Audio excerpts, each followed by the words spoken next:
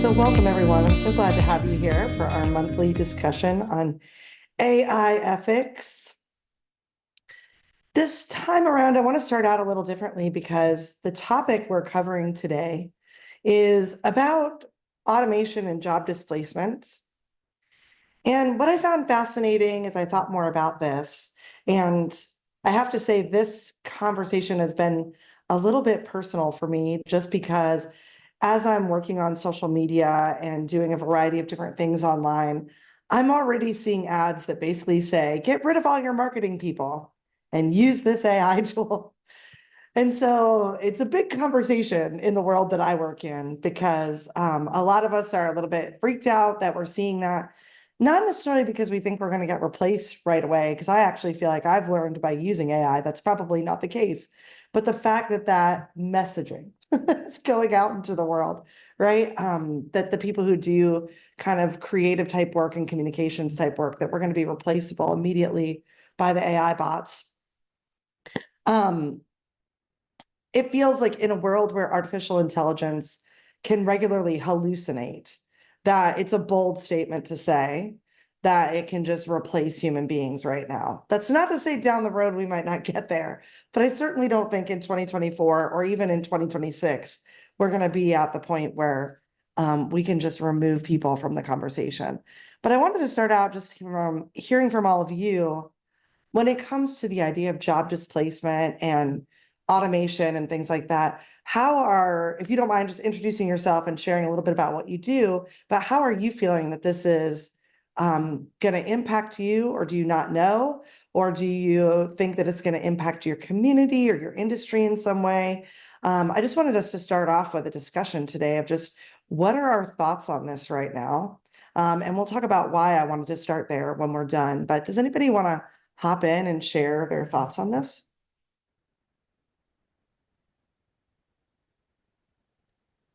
Um, I can go. My name is Danielle St. Luce. I am an impact investment consultant, and my work is generally with asset owners who are interested in investing in their local community in some meaningful way. And a lot of the underlying investments are in small business, and my background is helping small business owners. So I'm usually really interested in how AI can impact business owners and what they think it can do. And also, a lot of the business owners I work with aren't really tech literate. And there are some, issues of misinformation happening, especially with this election.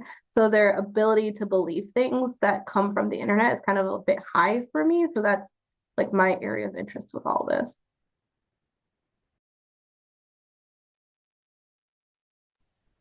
My name is Rachel Johnson. I'm a marketing manager for an economic development organization. We represent a region. And so just kind of curious to see what the potential is. I think right now, kind of like what Sarah was saying, doesn't have that potential now. We're still needed because I use it to write things and you have to go through and correct it quite a few times. It's not quite as pinpoint accurate yet as it could be, I guess.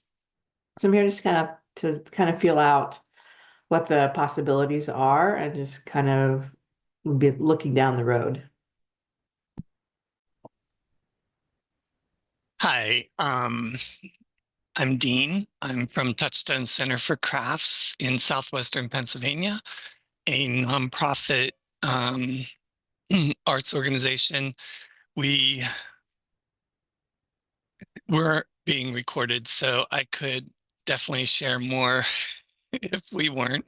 I kind of wish AI would help displace a lot of the work that I do. When you work for a nonprofit, we have limited human resources and we do a lot. So it is making my job a little easier, and I'm hoping it continues to. I don't see it ever replacing the people unless, I don't know, maybe if you're streamlining and you have a very large organization, I could see, but I'm on the opposite end. And I just really love the term AI hallucination that needs to be trademarked or something. I mean, I've seen in graphic design how everyone feels that their grandchild or niece or nephew can be a designer because they have canva.com. I teach also at universities and been at 4 different universities so far. And I see the students get a little frustrated after like learning how to use Adobe Illustrator, and then magically we learn that Adobe Illustrator could draw that for you. But is it good? Like, do people really feel these Canva posts that they're putting out are getting engagement? You know, I think you need to be a little more authentic on social media than posting up something that looks like everybody else. And um, so, yeah, I feel like keeping that, I don't know, that has created this buzz that people are talking about, but it's not what I'm experiencing.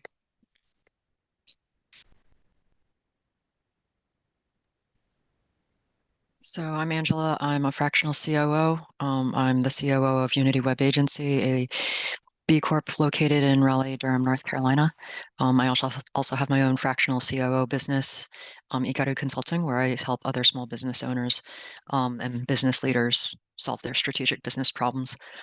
My background is in tech services. So not around AI, because AI only became more of a thing in the last few years in terms of as a talking thing. But I'm, the tech space is an interesting space. It's different from, say, like, for example, I'm working now for what I would consider a marketing company, because to me, web development is more marketing than it is anything else, even though it kind of cross intersects with tech, right? But my personal opinion around the topic, right? And I have a friend who is an AI researcher, so my opinion is also partly informed by him, who is somebody who is actively in the space and paying attention to the developments that are going on in this space. My opinion is that while no, we probably don't have to worry about all knowledge workers being put out of a job in the next couple of years, I do think that people should be thinking about what does that 5 and 10 year timeline look like for them, right? What's the relevancy of the work that they do? How much of that is going to be something that AI will by then maybe be well trained up in doing? Right now, sure, as it is. No, it won't, right? But I think we could largely expect that it's not going to stay what it is right now today. And to me, to converse about this topic based on what it is today is maybe does not have enough foresight, right? Because the reality is the technology will continue to evolve. It will continue to get better. And I actually asked my friend once a question about what he foresaw as a timeline for a particular kind of activity and how long he thought it might be until, say, AI could effectively do it well enough that you don't really need people to do it. In my head, I thought maybe 5 to 10 years. My friend actually said 2 to 10 years, which the two surprised me because I wasn't thinking it would evolve that quickly. But there's plenty of people who are using ChatGPT for free. They're also using their interactions, the people interactions, to help train their models. So the users of ChatGPT are accelerating the development of ChatGPT, right? And that's maybe something a lot of the free users of AI tools don't realize, right? Is you are the guinea pigs that they are using to improve their tools. So how much you use it helps accelerate that, right? And that's for better and worse, right? Because the reality is we have to learn how to work with it in the future one way or another. We're going to have to adapt. Just like the internet, just like computers, right? Before there were computers, there had to be some sort of adaptation for our society to get used to working with computers and how that makes us more productive and how we can become more efficient, right? It's going to be a similar kind of thing, I think, with AI, and it's going to look different. So, there will be some amount of displacement in terms of certain things won't be necessary anymore, right? That doesn't mean that it's not going to get replaced with a different type of need. yes, some things are going to be automated, but I think there's going to be more of a need for people to understand how AI works and how do you manage AI. So maybe less people management, more AI management in a way, right? So I'll stop there. But those are some of my initial thoughts around automation and worker displacement, people who are like, oh no, I'm not a tech person, if they're a knowledge worker, it's going to behoove them, in my opinion, to learn tech, because otherwise they're probably going to get left behind unless they decide to move in a field that is less tech oriented or dependent. And a lot of businesses are going to rely on tech. So I do think knowledge workers, white collar, which is effectively a lot of white collar workers, right? They're going to have to become tech workers, whether they want to or not, if they want to be able to have relevant job skills. And I'm not as worried about the Gen Z because they've grown up on tech, right? But I do think our older generations, especially the ones who are like, oh, tech, oh, I just don't want to wrap my head around it. Oh, that stresses me out, And I've met people like that, and Danielle alluded to knowing people like that, right? I worry for them.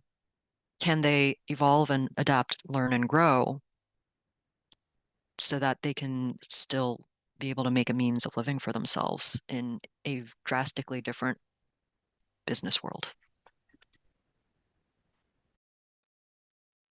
Yeah, so I just want to say thank you for that, because you just made the perfect segue into some of the data that I want to share today that I researched. But I think what you said that's so valuable is that the conversation we're having now may not even be the conversation we're having in 6 months. I mean, we genuinely don't know. And I think even beyond just the pace of the tech sort of evolution and how quickly the AI tools are learning and evolving, we have multiple layers on top of that, right? So we've got a legal layer that's going on around tech companies in general and how they can function.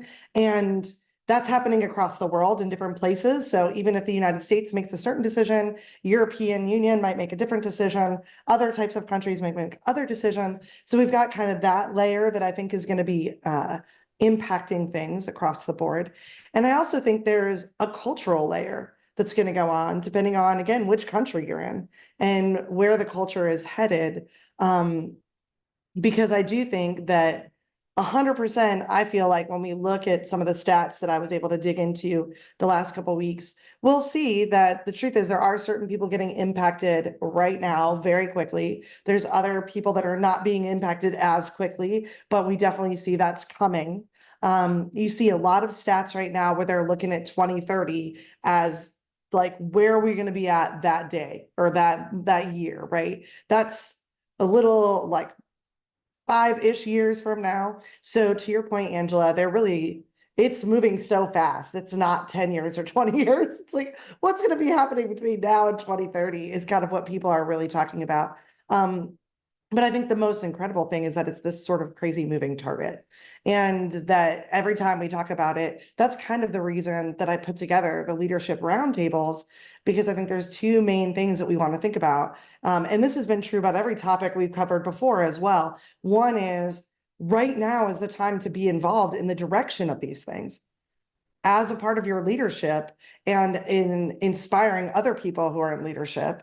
It's very important to realize, like, we have the opportunity over the next few years to decide where the industries go, where the policies go, where the decisions go, right? In a lot of ways, whatever kind of influence we have, whether that's local, state, national, whatever it is, whether it's in the business world or it's in our particular industry, I feel like we're just going to have opportunities to ask questions, to make comments. And that's something I've really dedicated myself to this year, even though I'm a full adopter of AI. And as somebody who's studied algorithms and social media for 20 years, I've been talking about AI my entire career. It's a huge part of what runs every algorithm that we touch.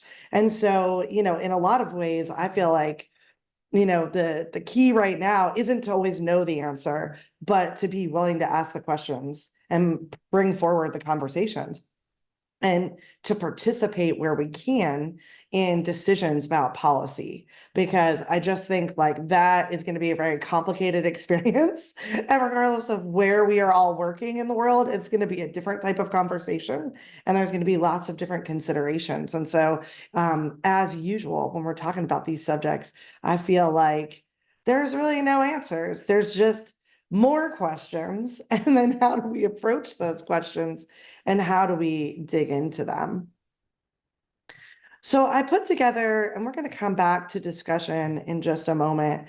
I put together, as usual, just some slides for today about this topic. And really, like I said, putting together some questions of that I think we all should be asking, especially when we're even talking to our own clients, our own teams, our own networks, right? How can we involve them in the conversation as well? And I do want to add one thing that I find super interesting is because I work with, businesses where I'm dealing with people from a wide variety of age groups and generations and perspectives. I find it interesting that although we can see some generational things, that also digital natives have a really unique perspective.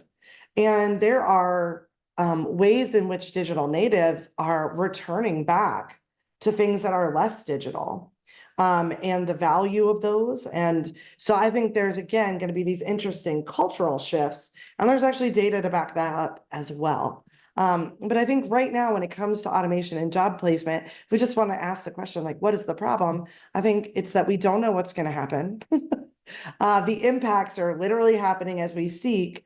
And it's hard right now while we're in it to fully understand, the impact, the patterns, why things are happening and what that path forward is going to be. So it's that typical, we're learning as we go. And as someone who's been in a field that is, basically focused on technology, that's been the story of my job for 20 years. And I joke all the time that it's what's keeping my brain young, right? That I can never know what I'm talking about half the time in my career because everything changes like every month.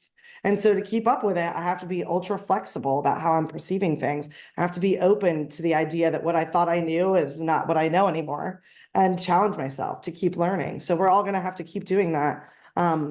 And I think, Angela, you touched on something that I think is very valuable. I think in business in general, and I think in, like you said, anybody who's working in kind of the knowledge fields, I just think it's going to be imperative that you become flexible. If you don't want to be flexible, you're going to hate your job. That's what's going to happen in my mind. And we're going to have people that just leave industries because they don't want to go in this direction. And that's actually already happened for me, right? So after 20 years in digital marketing, I've had a lot of visual artists, I've had a lot of writers, I've had a lot of other creative professionals that worked with me in social media and digital marketing. And as things have become more automated, they have been like, I'm out of here. This isn't what I really wanted to do. And yeah, I feel like it's an intellectual flexibility. And on another level, I would even argue it's an emotional flexibility. Because I find that technology brings up a lot of feelings for people. And so that's where in marketing, I'm often teaching emotional intelligence because I'm like, if you want to survive this job, let me just tell you, you better be prepared to grow and have a deep level of self-awareness and be willing to pay attention to other people's feelings and your own feelings, even though we're talking about business. And especially in the entrepreneurship and small business world, which I work a lot, there's high levels of emotion in that world just because of the amount of work that you take on and the sort of demands put on you when you're in entrepreneurship. And I even work a lot in travel and tourism. And if you didn't know, in the travel and tourism world, there's also a lot of emotions everywhere in the world. So when I was in Italy this summer, I was watching as Spain went through a series of cities having their own residents walk up to people who are eating dinner, yell at them and tell them to go home, go back to their country, right? So I feel like it's going to require flexibility kind of on a deeper level for a lot of us as we kind of push through these changes and kind of ask ourselves these questions. Yeah, absolutely. It's funny. I just did a great talk in Roanoke, Virginia about AI and storytelling. But what I really dug into was the neuroscience of humans, and that we are incredibly emotional, and that all of us tell each other that we're rational and logical. But if you actually study brain science, we're complete liars. Like, it's not true at all. The emotional part of our brain controls like everything, our memory, whether or not we do anything, whether we make a decision or take an action. So there's so many of those things that I think are going to come up. And again, that's something I've seen inside of the data. The other thing that we see is that everybody's making, yeah, exactly. Everybody's making predictions about everything these days. And I don't have a problem with that. I love having many, many perspectives talking about this, right? And the impact of AI, especially when it comes to jobs and how it's going to affect things. But I do have to say that if you start reading through what people have been saying the last 4 years, it's like all over the place. I mean, it's like, we're going to do something amazing. And then it's like, we're all going to die. So the span, I think alone is an example of the emotions that come up. And I also think sometimes when we're talking from a technology perspective or a business perspective, we really forget that the court of public opinion matters, right? So as a Google expert, that's something we just had happen with Google this year, right? They were like, hey, look at our AI overviews. And then the court of public opinion said, this sucks. Do better, right? And so they had to dial back what they were doing and rethink it, and they're representing it. Now, I expected that because of the nature of how the technology is developing, but it was just interesting from the outside to kind of look at how the public responded, because I teach a lot of classes on SEO and Google, and what I heard from people was Google sucks now, right? Like over and over in my classes this year. And so I was like, wait, they're still working on things. Like, we're not at the end of the shift into the Gemini being a bigger part of their search engine. So it's that whole learning as we go. We're kind of all doing it collectively. And then, like I said, you made me laugh with your comment, Dean, about the AI hallucinations. I mean, that's something I get from the technologists, right? Like, that's not even something I came up with. That's from reading a lot of technologists, and we talk about how AI will do a great job and then go off the rails and say something crazy, right? Google's AI overviews, actually, the big thing that caught them in the court of public opinion was when somebody was talking to the AI and it said, how do I get the cheese to stay on my pizza? And Google's search engine was like, glue. And so everybody was like, boo, what are you talking about, right? So it's amazing how right now I feel like we're going to live through this period where artificial intelligence, and again, I want to remind you, for like almost the entire 20 years that I've been in this industry, in my work, machine learning has been here. It's actually not a new thing. It's been in my pocket for like 15 years, right? But same situation this whole time that I've been like studying AI and machine learning and algorithms. It's sort of in that learning phase, right? Like, I tease sometimes and call it like a drunk teenager, but I feel like as far as like its ability to kind of understand the fullness of things, it's like still learning from us. And Angela, I just want to say too, you made a great point that I literally said in a class yesterday, which is like, whatever you're using, you're teaching it. You're literally teaching it. So whatever you're giving it, think about that, right? Because you are literally giving it your skill to a certain extent. And that's true of the free tools, but it's also true when I'm using Jasper. It's also true when I'm, using Canva, the paid version. Like, there's different things that I'm actually contributing at all times. That was something that came up for our team with Slack.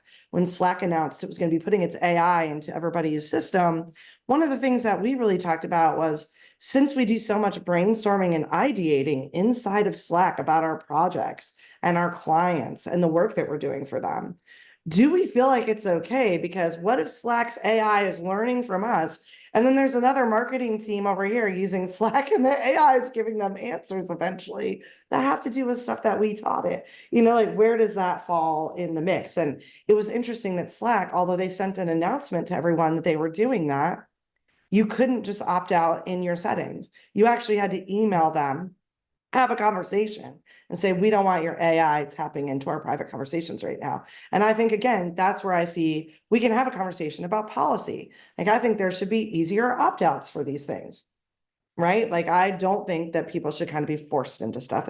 But we're going to have to push the companies to look at it that way. We're going to have more than people than just me saying it, right? In order to get those kind of things discussed.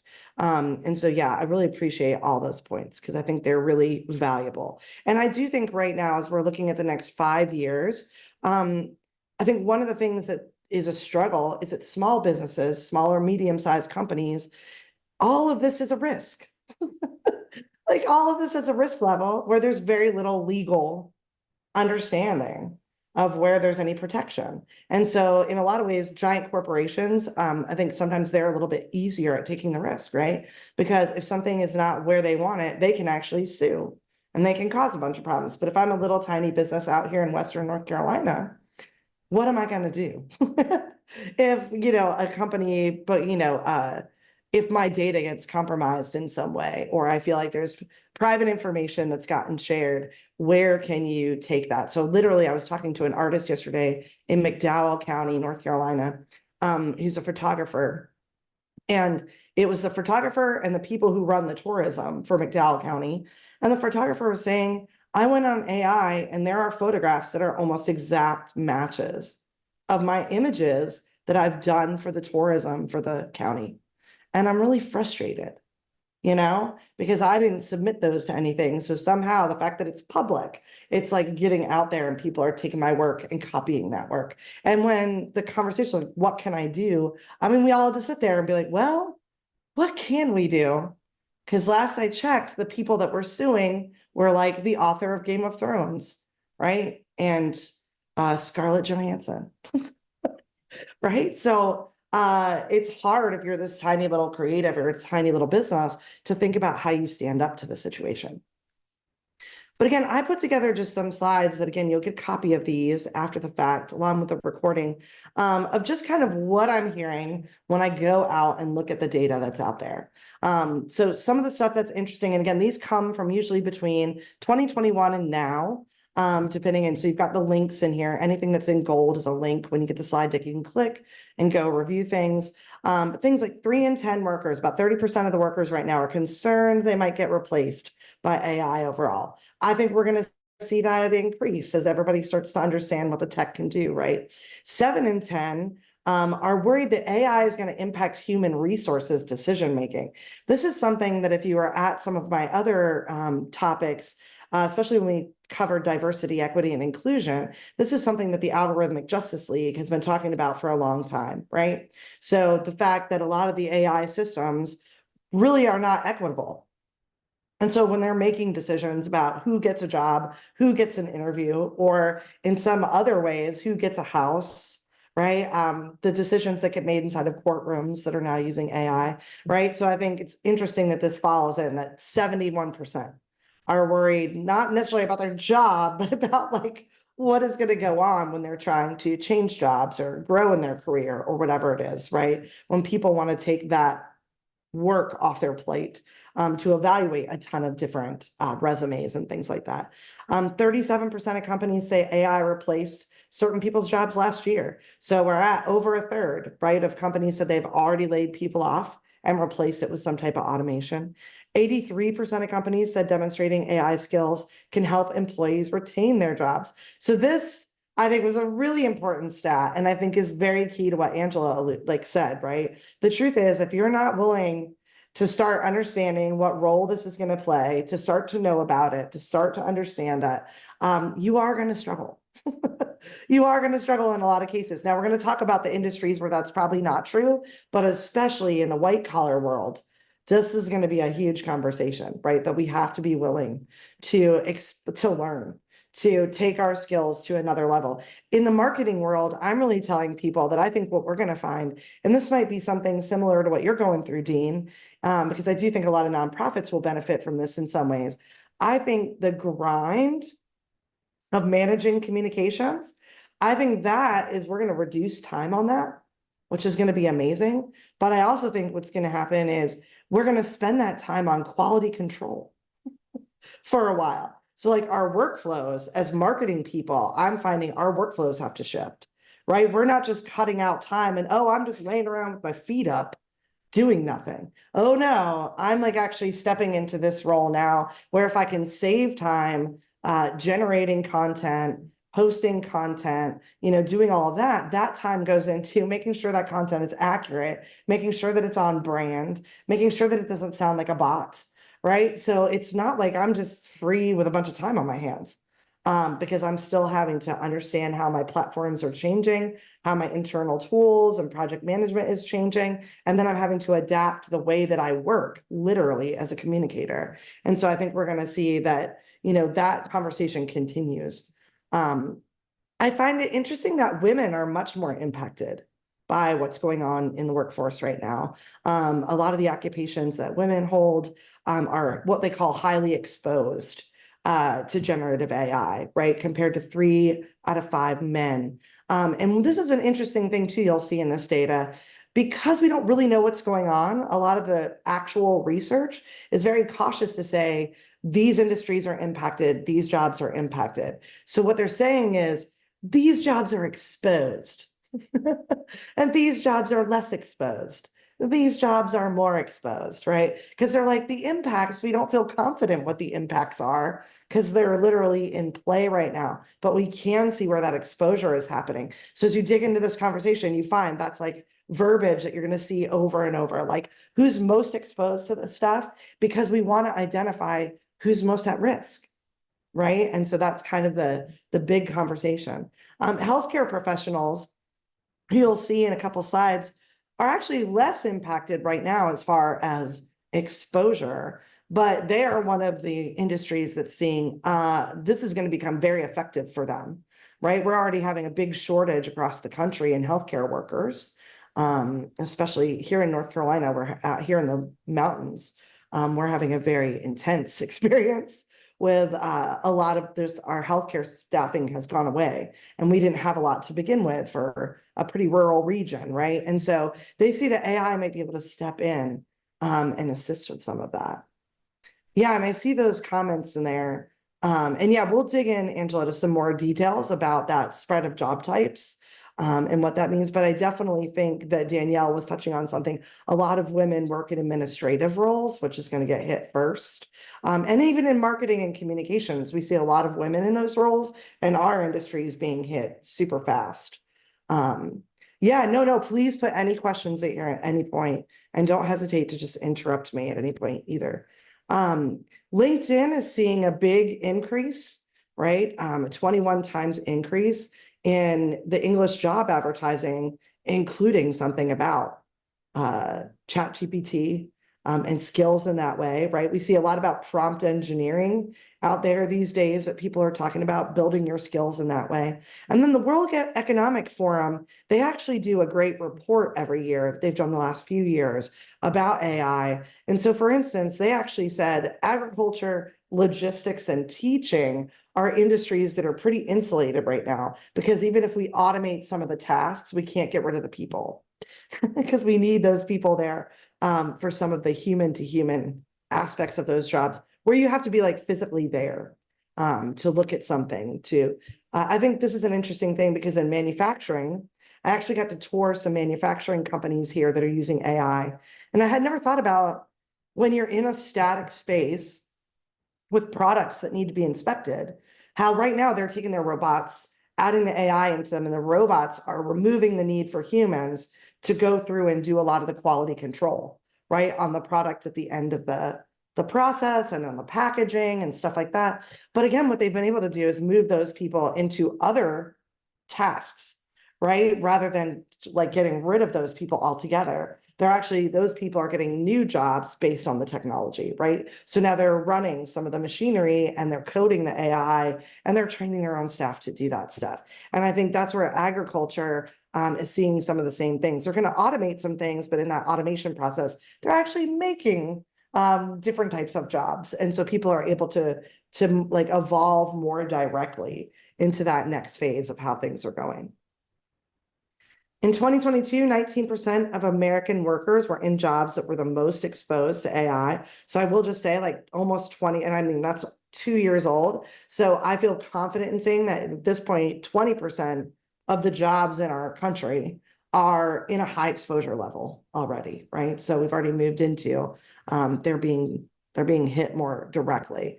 We're seeing college graduates who obviously tend to be in the higher paying jobs, and Asian workers are also in high exposure levels of, and this just has to do with the type of work they do, right? And so again, in that sort of high level business world, in the high level of technology, in finance, those type of jobs, in the legal field, we're all seeing high exposure in those places, right? And so it's interesting to kind of see, again, based on where there's different demographics in the workforce, there's sort of different groups of people that are being impacted more quickly. And analytical skills, which I think has to do with sort of this white collar kind of office world, the corporate world, where we have people doing jobs that are knowledge based and technology based in a lot of different industries. What we're seeing is, again, as AI becomes a bigger and bigger part of that, that ability to analyze things, to really be, like I said, that quality control, to kind of look at what the AI is doing and participate in it, is, I think, I think we're just going to see that demand really comes up, right? That we have to be flexible, right? And Angela, yeah, I was going to say, if you click on the links, like over to Pew Research, they dig into this in way more detail. You know, we don't have enough time to cover all those points, but yeah, when you get this, feel free to click right on those links, and I'm taking this data directly from their reports and how they talk about it. And again, just kind of looking at what Pew is saying, digging a little deeper, right? So if you have a bachelor's degree or more, you're twice as likely as people with a high school diploma to be seeing the exposure. So, you know, this is where I think it's, again, when you are more in the white collar world, in the office world, we're just going to be the first like sort of line of defense here that gets hit by AI. We're being asked first to embrace it, to utilize it, to see how it fits into our jobs. I think when it comes to jobs that are more like you have to physically be there. So let's say like a bartender, right? If you're working in tourism and travel like I am, it's the hospitality jobs, right? The people that clean the hotel rooms, the people that are actually serving people at the restaurants. Those jobs are not as impacted right now. That's not to say they won't be. I think there's going to be, again, lots of things that make their jobs potentially easier. But they are going to have like a longer time frame than some of the other jobs that are going on. Yeah, and it's interesting because that's where I think AI and robotics, the speed of that is going to make a big difference in this conversation, right? And we know that's moving faster than we all would like to be comfortable with, in my opinion. Sometimes when I'm watching the robotics stuff these days, I'm like, whoa, because it's definitely further along the path than I imagined it is. But I think there's a big leap there, that whenever we make that leap into taking actual functional robots that can do things and making them to the level where they can think and act more like a person, we're going to see a huge difference there. And also, I think it's interesting because we're seeing this a little bit. So like when I went to Italy this summer, I was able to immediately see that essentially, like when I went through customs at 4 a.m. in Rome, there was no person.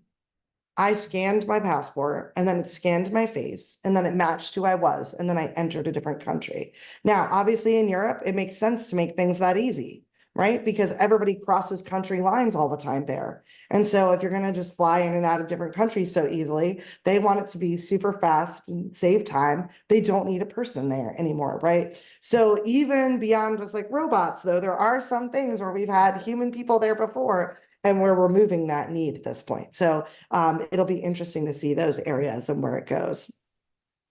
Yeah, and it's kind of funny because you mentioned the construction industry. My wife is a general contractor, and that's something that sometimes she's like, if I could hire a really good robot to do all this, that'd be saving me a lot of time and energy. So she's like both for and against it. Because she's older, right? So she always laughs that now that she's in her 50s, she is totally on board with this thing where you would get a robot to help you do a lot of stuff in construction.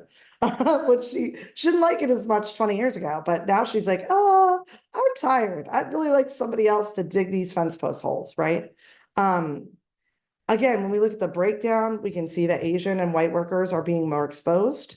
and higher wage workers, again, which I think is interesting. It makes sense because we're talking about the white collar world. Right now, this exposure that they keep talking about is hitting people in higher income brackets than lower income brackets.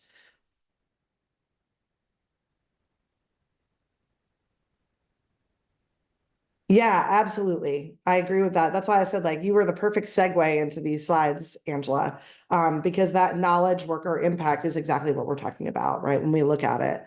The other thing is just looking at, 23% of today's jobs will change, right? So they're estimating that between now, 2027, that we'll see a loss of 83 million jobs, but the potential creation of 69 million new jobs.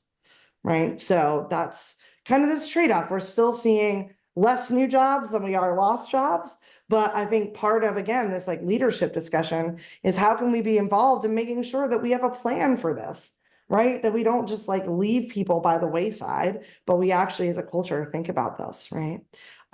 Sharing the current occupational workload exposed to automation by AI. So the percentage of occupations that are being exposed, again, is massively increasing over time. And when we look at just like the work tasks, especially when we talk about this sort of knowledge worker, we immediately kind of see office and admin support, legal, architecture and engineering, business and finances, community and social service, right? Sales and related, all of those are hitting at over 30%, right? Impact. And then as we kind of move down this list, we see it goes sort of lower and lower and lower. We see construction, installation and maintenance, building and grounds, cleaning and maintenance, all those things are under 10%, right? So again, that actual physical labor is what we were just talking about, right? And I do think it's interesting that with educational services, because I actually am in education from a technology standpoint, even though I'm doing marketing education, one of the things that I find interesting is in education, some of us are moving very quickly into AI and embracing it and talking about it. It is the higher education world that is kind of tapping the brakes on us because they really want to understand the impact on students. They really want to understand. I work with a couple of colleges and universities and community colleges, and I think they've already got whole think tanks, right, talking about this. And it's actually very fascinating to hear. I've been able to sit in and listen to a bunch of professors really argue what is going on and what do they feel about it? What do they think about it? And it's across the board. Some of them are like, absolutely not. No AI in my classroom. I'm not even dealing with this at all. Some of them are like, get real. We got to deal with it, right? But there's an interesting sort of debate in the whole education world about this and how it's going to impact students in a lot of different cases. And again, if we just look at, kind of a change in skills and in industries, we're just seeing these shifts are already in motion. They're going to keep happening. This is one thing I wanted to highlight because what I loved about Statista's information was this comment that I bolded in the bottom. Additionally, there will be a substantial increase in the demand for social and emotional skills, reflecting the importance of human interaction in a technology-driven world. So again, this is not just being left out of the conversation at this point. The fact, and I think there's a lot of cool digital natives that are driving some of this conversation. Yeah, go ahead, Angela. That bolded thing, I was just curious, was that from one of the reports? Yeah, that's actually directly from McKinsey. Okay. Yeah, and it's in the Statista report, but it actually comes directly from McKinsey. So yeah, they provided this data just on like where do you need to build skills going forward. And I thought it was really interesting that behind technological skills were social and emotional skills, and then higher cognitive skills, right? And so that shift of a mindset that we're talking about and people needing to embrace this is like legitimately there. We're already seeing that in a lot of ways. And then this was just something I added, the Uncommon Logic blog. They had also done some of their own studies that I thought reflected some of the bigger research. And so just seeing like high displacement risk, right? Budget analysts, loan officers, accountants, insurance sales agents, paralegals. We're going to see big changes there. But again, like kindergarten teachers, people aren't ready for AI to teach their 5-year-olds, right? Like that's actually, I think, court of public opinion very involved in that, right? They want a human watching their kid. So I think it's just interesting to see how these things dovetail as we look at different pieces of data. And also I loved that Uncommon Logic had done a kind of AI job displacement by location. And again, their studies are much smaller, but I just found it fascinating that they were already kind of charting out, where do we see the impact or the exposure, let's say, that's going on in different industries. And if we look at different states, where do we see there's larger workforces or groups of workers that could be really impacted? And so, yeah, just interesting to see kind of this chart here, starting at like 7%, going up to 11.5%. Like, where does your region fall? So again, as we're looking at how this actually plays out, to me, we don't really know. It might not hit the whole US at once, right? Like, I think this is where states, like I said, I think leadership on this topic comes from, local to regional to state to national. I think there's going to be all these different opportunities for us to step into this and kind of think about where we can have an impact.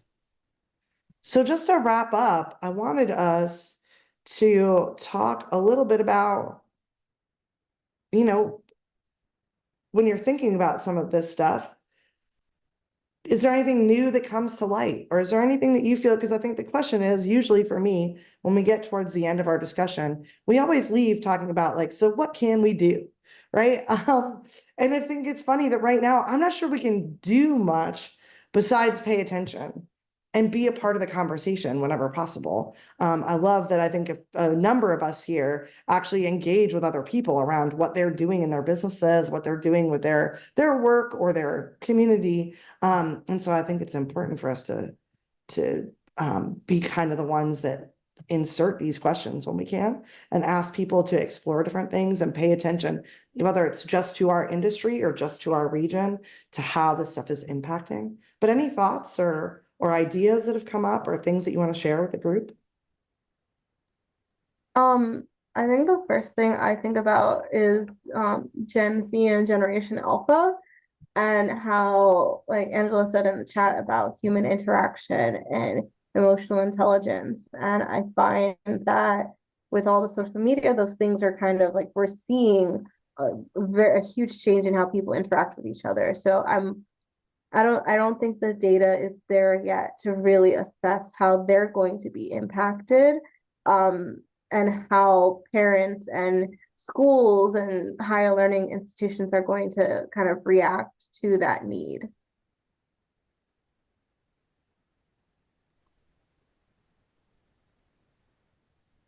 I think Yeah, I was just thinking, to that point, Danielle, right? Like, it will be really interesting to see how things evolve socially, right? Like with the onset of social media in the last, what is it, 2 decades now?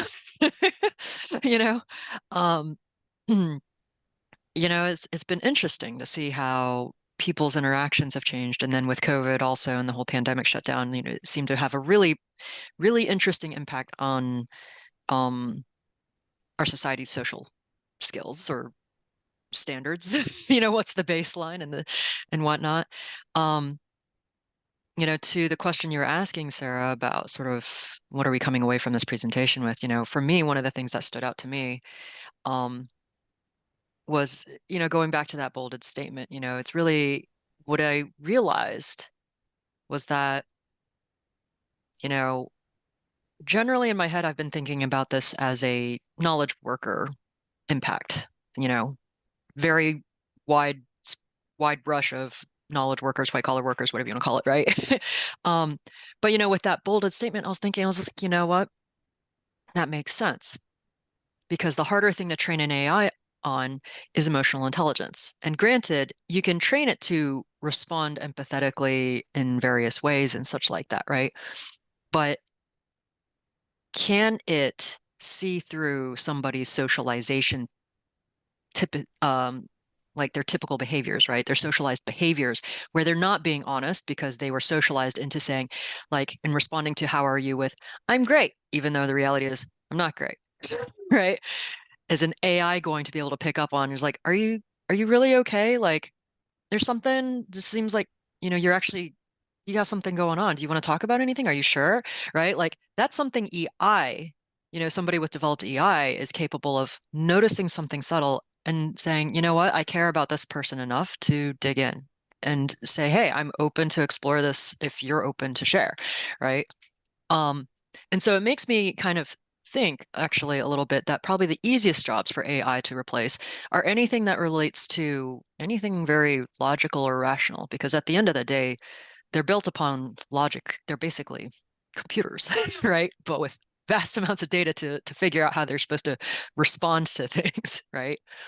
And, you know, I'm thinking about some of those other statistics you were sharing about, like, you know, these different demographic groups have more exposure or not, you know. And I was like thinking about Asians, right? Because I mean, I'm an Asian, of course, but you know, when I think about the kind of job types that a lot of Asian heritages are usually encouraged to go into, as well as the type of people who usually get to immigrate into our country. And I say that very particularly because usually if you have a higher degree, you're more likely to get in than somebody who doesn't, right? We're talking about people with higher levels of education, which of course you know, the statistics you shared also said higher exposure, right? And I was just like, okay, that makes sense, right? So I'm going to take my area, for example. I live in the Research Triangle Park of North Carolina. There is a lot of tech sector organizations here in this area. We have a very large Indian Asian population here because so many have either come to school here and stayed in the area for work, or the organizations here brought people in, right? So a lot of people in tech, computer workers, you know, like, I don't know, QA testing, development, something like that, right? But again, logic, very logic oriented, right? Um, I think there's a correlation there, right? Like if you have these people, and of course tech is highly paid, you know, which your statistics also alluded to, like people who are highly paid, you know, are also more exposed, right? And I was like, oh, this is fascinating, you know, like the tech that they made is going to kind of put them out of work in the end, right? But then the white collar types of work, right, that will be less at risk are probably like social workers, right? The people who deal with people problems. They're not rational. They're confusing as heck. They're complicated and messy, you know? There's no clear, like, do this every single time and that's the right solution, you know? It's a, does that work? Nope, that didn't work. Let's try this over here. What about that? You know? So very much more experimental, right? Less cookie cutter, what's right. Anyway, Yeah. that was some of my, I don't know, weaving together stuff happening in my head. No, I think that's great because I really feel like you and Danielle just touched on something I think is key about AI, which is it really doesn't yet have the skills to deal with the nuance of being a human. It has a lot of skills, can do a lot of things that we can't even do, like crunch certain amounts of numbers. But when it comes to those skills of like actually interpersonal skills and understanding, like you said, like there's no one size fits all for people who go to therapy, right? Like we haven't gotten to that point yet where it really has that understanding. So there's going to be places where we really have to understand the difference between those things. Anybody else just have a takeaway or thought they want to share before we wrap up? Well, and also, like, not all therapists are the best at dealing with certain things, and maybe not all AI models are the best for certain. I, you know, I mentioned before, like I've taught in higher ed for about 10 years as an adjunct, and like I've seen all these changes, and the number of people that are not ready to embrace it, the older professors that are just, you know, I mean, students are used to using LMS, and like the professors are not, you know, so what are we doing to higher ed when we can't teach the people that were taught during COVID, you know? And I mean, that's a big concern for me. I remember 10 years ago when I first started teaching, I taught at a makeup school, um, a school for makeup and special effects. And like one of the first things I would say to them, be prepared, you know, that one of these days you're going to be able to stick your face in a machine and tell it what kind of makeup you want done, and it's going to blow it on your face, you know, and your job's going to be gone, you know. it happened to me, in graphic design. I went to school before there were computers, and then I came out and I had to relearn everything that I did. And I see that generational gap. I even have people that I work with that will say, "Here, can you put this in your AI for me?" You know, like, not that it's mine, but yeah, I can do that for you, you know. Um, so yeah, I guess, you know, we have a new type of digital, divide that, and new accessibility issues that we need to address. So What about you, Rachel? Anything you want to add really quick for wrap up? Sure. Obviously, we all know it's something that's continuing to grow and improve. So it's something we're going to have to be open to continuing to learn as it grows. We're going to have to grow with it. We work with a lot of manufacturers, and we've seen a lot of use. They're really embracing the whole robotic AI part of it, and they're really beginning to develop a lot of that end of it. So I'm curious to see over time if we don't see an impact in the lower income areas because of the robotics. They have a lot of staffing shortages, and so they're turning more to AI and more to robotics. And so if you can get a guy on the floor who welds, you can get him working on those new robotics that do all the welding now. How can we upskill these individuals to work on these things that are going to be taking over what they're doing? Yeah, I just want to say that's a great point, because I have to say that touring some of the manufacturing companies out here and seeing what they're doing, when we talk about robotics, I don't think I feel like they're the sneak attack people. People do not know that in manufacturing right now, some of the coolest stuff of AI and robotics is going on. And also they're not displacing all of their workers, right? Like they're not, they don't want to. They want to elevate the people that have worked in their field, and they have been seeing a shortage as the baby boomers have retired. And so like they're just taking it in a direction that I think is really good. And so just to wrap up, one other thing I wanted to throw out just for me personally that I'm on a soapbox about these days is one of the most exciting things. And when you get the slide deck, if you go to the end, I've included some additional articles and resources to click on.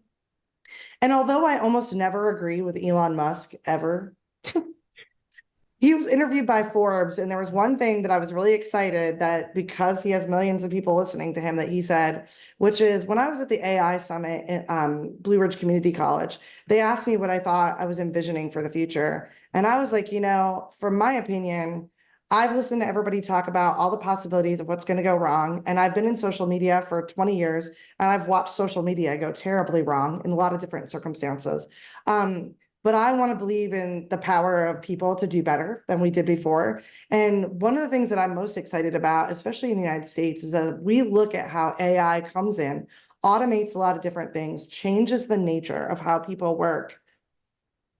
I really believe that this brings us back to conversations about things like universal basic income and how AI becomes an elevation of taking care of people, right? And I think that's an important part of the discussion as leaders, is that we insert that thought. Like, yes, there's a lot of potential for doom and gloom, but we're humans. That's always our potential. We're terrifying and amazing.